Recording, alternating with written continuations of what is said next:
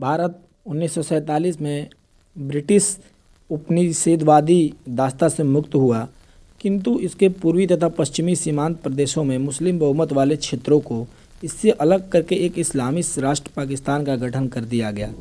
जब से पाकिस्तान बना है, दोनों देशों के बीच निरंतर तनाव की स्थिति बनी रही है और कई युद्ध लड़े गए, जिनमें 3 बड़े युद्ध लड़े गए थे 1947, 1965 और 1971 में। 1971 का युद्ध सबसे अधिक महत्वपूर्ण माना जाता है, क्योंकि इसकी समाप्ति के साथ ही भारतीय उपमहाद्वीप में एक नए राष्ट्र का उदय हुआ और यह राष्ट्र है बांग्लादेश। आज का यही बांग्लादेश 1971 भारत पाकिस्तान युद्ध से पहले तक पाकिस्तान का पूर्वी हिस्सा था। अपने इस लेख में हम इसी 1971 भारत पाकिस्तान युद्ध का उल्लेख करेंगे और निम्नलिखित प्रश्नों के उत्तर विस्तार से जानेंगे। 1971 भारत पाकिस्तान युद्ध की कहानी। 1971 भारत पाकिस्तान युद्ध के कारण क्या थे? 1971 भारत पाकिस्तान युद्ध के परिणाम क्या थे? 1971 भारत पाकिस्तान युद्ध क्यों हुआ? 1971 भारत पाकिस्तान की लड़ाई में किसकी जीत हुई? 1971 में कितने जवान शहीद हुए थे? 1971 के युद्ध में कितने भारतीय सैनिक मारे गए थे? भारत पाक युद्ध 1971 के दौरान सेना का प्रमुख कौन था? भारत के टुकड़े करके जिस तरह पाकिस्तान का निर्माण हुआ था, उसमें कई असंगतियां थीं। पूर्वी पाकिस्तान पश्चिमी पाकिस्तान से केवल धर्म में जुदा था अथवा राजनीतिक पन्नों पर पाकिस्तान का हिस्सा था, जबकि दोनों में बहुत क्रम समानताएं थीं। भौगोलिक दृष्टि से परस्पर 1000 मील की दूरी पर स्थित दोनों हिस्सों में भाषा, संस्कृति, रीति रिवाज तथा रहन सहन आदि में भी अनेक विसंगतियां और असमानताएं थीं। इसके अलावा पूर्वी भूखंड पश्चिमी पाकिस्तान के उपाक्षपूर्ण रवैये से परेशान था। सरकारी नौकरियों में भी उसे उपेक्षित रखा जाता था। कुल मिलाकर उसकी स्थिति एक उपनिवेश जैसी थी। फलत अपने अस्तित्व के लिए पूर्वी प्रखंड के निवासियों के भीतर विद्रोह और असंतोष पनपने लगा। अवामी लीग का गठन इस और एक कदम साबित हुआ। दिसंबर 1970 के आम चुनाव में पाकिस्तान के राष्ट्रीय संसद की कुल 313 सीटों में 196 सीटें पूर्वी पाकिस्तान के लिए आरक्षित रखी गईं, जिनमें से 167 सीटों पर अवामी लीग ने शेख मुजीबुर रहमान के नेतृत्व में विजय प्राप्त की। स्पष्ट बहुमत होने के कारण मुजीबुर रहमान ने सरकार बनाने का प्रस्ताव पेश किया। उधर पश्चिमी पाकिस्तान में जुल्फिकार अली भुट्टो की पीपुल्स पार्टी को भारी बहुमत मिला, इसलिए उसने अवामी लीग द्वारा सरकार बनाए जाने के प्रस्ताव का विरोध किया। फलत चुनाव के बाद के संसदीय अधिवेशन को स्थगित कर दिया गया।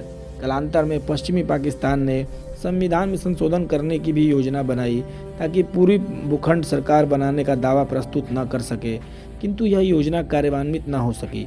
तब 26 मार्च 1971 को शेख मुजीबुर रहमान ने पूर्वी पाकिस्तान की स्वायत्तता की घोषणा करते हुए अपने अधिकारों के लिए सबसे पहले से ही जूझ रही वहाँ की जनता से संघर्ष तेज करने का आह्वान किया। उन्होंने लोगों को टैक्स में देने से भी मना कर दिया। मार्च के अंतिम सप्ताह में पश्चिमी पाकिस्तान ने इसे गैर कानूनी घोषित करके अमानुषिक फौजी अत्याचार शुरू कर दिए। दमनकारी फौजों से तंग लोग जान बचाकर सीमावर्ती भारतीय प्रदेशों में शरण लेने लगे। अक्टूबर 1971 तक इन शरणार्थियों की संख्या 1 करोड़ से भी अधिक हो गई। इन शरणार्थियों पर 2 करोड़ रुपए प्रतिदिन से अधिक के खर्च से भारतीय अर्थव्यवस्था प्रभावित होने लगी। इस समस्या के समाधान के लिए तत्कालीन भारतीय प्रधानमंत्री स्वर्गीय श्रीमती इंदिरा गांधी ने अमेरिका, ब्रिटेन, फ्रांस इत्यादि देशों का दौरा किया, किंतु किसी भी देश की ओर से संतोषजनक उत्तर न मिला और भारत के लिए स्थितियां असहाय होती गईं। दूसरी ओर पाकिस्तान के तत्कालीन सैनिक प्रशासक जनरल याह्या खान इन बिगड़ती परिस्थितियों से निपटने में समर्थ नहीं हो पा रहे थे और सारा दोष भारत पर मढ़ने की कोशिश में लगे थे।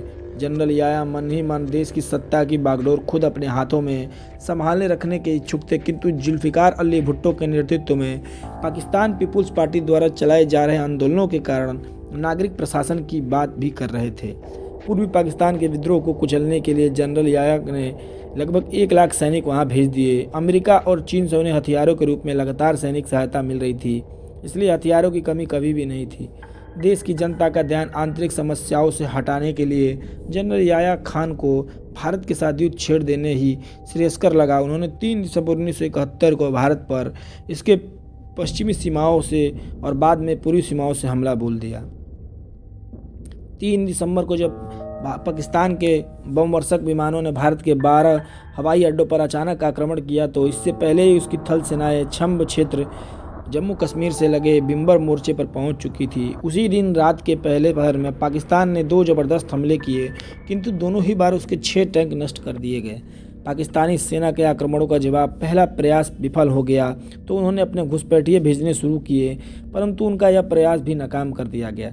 9-10 दिसंबर की रात को पुनः संगठित पाकिस्तान सेना ने पुंछ जम्मू कश्मीर के उत्तर की ओर कूच किया, परंतु हमला बोलने से पहले ही भारतीय बम वर्षकों ने उनकी कमर तोड़ दी। हाजी पीर के निकट वाले कस्बे कहटा की सप्लाई पर बमबारी करके उनकी रसद व्यवस्था भी छिन्न भिन्न कर दी गई।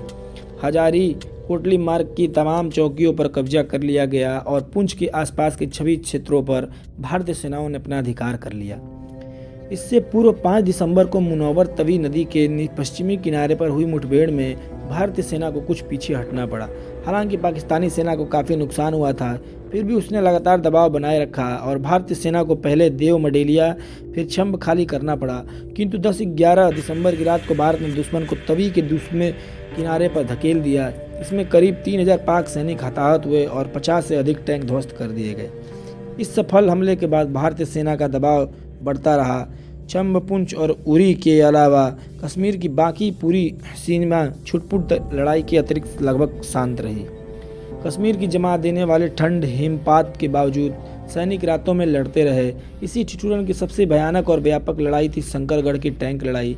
इस मोर्चे पर दुश्मन के टैंकों की संख्या सबसे अधिक थी, परंतु भारतीय सेना ने अपने थोड़े से टैंकों के कुशल संचालन से 15-16 दिसंबर की रात को दुश्मन के 45 से अधिक टैंक को ध्वस्त कर दिया, जबकि उनके अपने 15 टैंक ही ध्वस्त हुए। पाकिस्तानी सेना में खलबली मच गई। इस प्रकार पश्चिमी मोर्चे पर छंब, शंकरगढ़ तथा राजस्थान के मोर्चों के अलावा थार के मरुस्थल से लेकर पंजाब के गुरदासपुर जिले तक की लगभग 700 किलोमीटर लंबी सीमा पर युद्ध के छोटे बड़े मुकाबले होते रहे। वस्तुतः इस सीमा पर भारतीय सेना ने शत्रु पक्ष को मुस्तैदी से बांधे रखा। इस मोर्चे पर भारतीय तथा बांग्लादेश की मुक्तावाहिनी सेनाओं के संयुक्त प्रसारों ने पाकिस्तान सैन्य बलों को इस कदर हतोत्साहित कर दिया कि उनके सामने आत्मसमर्पण के अतिरिक्त कोई रास्ता न बचा। पूर्वी मोर्चे पर 8 दिसंबर को भारत के तत्कालीन थल सेना अध्यक्ष जनरल मानेकशॉ ने शत्रु पक्ष को आत्मसमर्पण को कहा, परंतु उधर से कोई उत्तर न आया। अगले दिन 9 दिसंबर को भारत में सरकारी तौर पर घोषणा की गई कि पाकिस्तान की अमेरिकी निर्मित गाजी पनडुब्बी डुबो दी गई है। 12 दिसंबर की सुबह भारतीय सेनाओं ने जमालपुर से ढाका की ओर कूच किया। टगाइल के पास जमालपुर और मैमनसिंह से भागे पाकिस्तानी सैनिक संगठित होकर भारतीय आक्रमण का मुकाबला करने की तैयारी कर रहे थे, परंतु भारतीय सेना ने उन्हें मौका ही नहीं दिया और घेर लिया। मुकाबले में लगभग 300 पाकिस्तानी सैनिक मारे गए। 13 दिसंबर को भारतीय सेना ने फिर तेजी से आगे बढ़ना शुरू किया। एक स्थान पर पड़ी पाकिस्तान फौजों को भारतीयों ने अचानक घेर कर सकेत में डाल दिया। उनके पास आत्मसमर्पण के अलावा कोई और रास्ता न बचा। भारतीय सेना ने पाकिस्तान सेना में दहशत फैलाने पर और उन्हें आत्मसमर्पण करने के लिए मजबूर करने के इरादे से ढाका की छावनी, हवाई अड्डे और गवर्नर हाउस पर बमबारी करनी शुरू की। हवाई हमलों से घबराकर सचमुच पाकिस्तान सेना दहशत में फैल गई। वहाँ के गवर्नर डॉक्टर मलिक ने इस्तीफा दे दिया। पाकिस्तानी सैनिक अफसर भी समझ गए कि भारतीयों से इसे युद्ध करने का अर्थ होगा बर्बादी, अतः वे शांत बने रहे।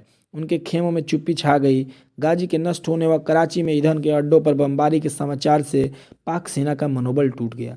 अंततः भारतीय जनरल मानेकशॉ ने पाकिस्तानी लेफ्टिनेंट जनरल अब्बास नियाजी को 16 दिसंबर की प्रातः 9 बजे तक अपने फौजों के साथ आत्मसमर्पण करने का आदेश भेज दिया। जनरल नियाजी ने आत्मसमर्पण का प्रस्ताव मान लिया। उसके बाद भारतीय सैनिक अधिकारी पाकिस्तानी हेडक्वार्टर पहुंचे, जहां लेफ्टिनेंट जनरल नियाजी बंकर में छिपे थे। 11:05 पर नियाजी बाहर निकले और मेजर जनरल नागानाथ ने गले मिले। इसी बीच 36वें पाक डिवीजन के JCO मेजर जनरल जमशेद ने अपने अधीनस्थ सैनिकों के साथ पूरी तरह आत्मसमर्पण कर दिया। दोपहर लगभग 1 बजे लेफ्टिनेंट जनरल जगजीत सिंह अरोड़ा के chief of staff major general Jacob आत्मसमर्पण का मसौदा लेकर हेलीकॉप्टर से ढाका पहुंचे। ढाका के रेस कोर्स में तीसरे पहर 4:31 पर जनरल नियाजी ने 93,000 सैनिक सहित आत्मसमर्पण प्रलेख पर हस्ताक्षर किए। इस तरह एक नए राष्ट्र का जन्म हुआ। बांग्लादेश के नागरिक स्वतंत्रता की खुशी में अमानुषिक नरसंहार की घटनाओं को भूलकर नाच उठे। भारत पाक युद्ध 1971 का परिणाम। पूर्वी प्रखंड को पश्चिमी पाकिस्तान के अमानुषिक अत्याचारों से मिली मुक्ति और बांग्लादेश स्वतंत्र रूप से एक नया राष्ट्र बना। बांग्लावासियों ने शेख मुजीबुर रहमान को अपने लोकतंत्र का प्रथम प्रधानमंत्री चुना और उनके नेतृत्व के प्रति विश्वास प्रकट किया। पाकिस्तान में याह्या खान का सैनिक प्रशासन समाप्त हुआ और भुट्टो प्रधानमंत्री बने। युद्ध में भारत तथा पाकिस्तान द्वारा कब्जा लिए गए क्षेत्र परस्पर लौटा दिए गए। 2 जुलाई 1972 को श्रीमती इंदिरा गांधी और जुल्फिकार अली भुट्टो के बीच शिमला समझौता हुआ। दोनों नेताओं ने निरस्त्रीकरण का समर्थन करते हुए समस्याओं को युद्ध की बजाय वार्ता से सुलझाना श्रेष्ठ समझा। तो कैसा लगा हमारा वीडियो जरूर बताइए।